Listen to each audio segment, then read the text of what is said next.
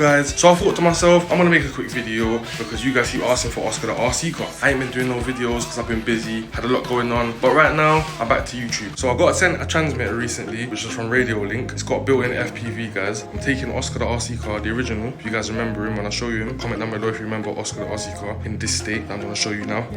Reason for me changing this body to this body, guys, is because the roof height. Obviously, I have a taller ESC in here. This Oscar's running a new brushless motor and a new ESC. He's running the ESC from the HPI Ken block, so big power, and he's running a different motor, E-Revo modded spur gears. I didn't want to cut the body. You let me know what you think, comment down below. We're gonna add this, the Oscar car, yeah, the original Oscar car.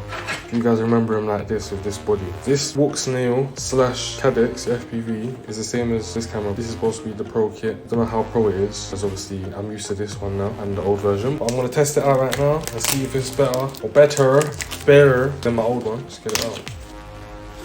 To get some packet on. Oh shit, look, the tab broke. This is your instruction manual. I think I know what to do already. This board will go on the car. You'll put the camera where you want it. Something like that, or that underneath the body. I'm gonna get that going and I'll put you back on 2-wire servo lead here. That's gonna go to the receiver.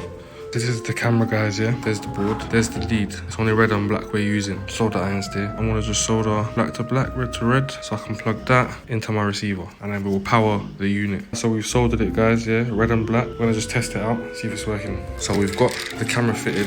Obviously, it's just stuck up there right now. I'm gonna mount it properly. This is just to get it all in its ready to go order. Camera's fitted, antenna's here. We're gonna probably stick the antenna right there. We've got the main board here that records all the footage. So we need to add a fan to this, guys, because it can overheat. We need to add a fan to this so it doesn't melt this strap as well. This one's gonna fit, guys. So this is gonna be a cooling fan. Let's get that screwed on there. Alright, so we're gonna post the fan right here.